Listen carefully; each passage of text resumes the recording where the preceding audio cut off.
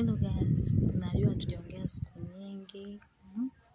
Ni kama nimewatupa hivi lakini sijawatupa, tuko pamoja. Leo nitaka tuzungumzie kuhusu swala la umri. Mafanikio hayana umri.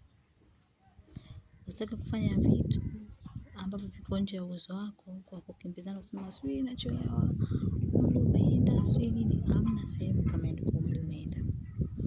Kila jambo lina muda na wakati wake kutokana na malengo na vile Mungu amekupangia.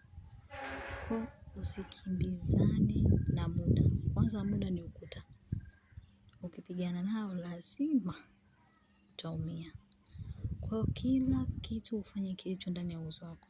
Lakini usifanye vitu vilivyo ndani nje ya uwezo wako kwa kusingizia umri.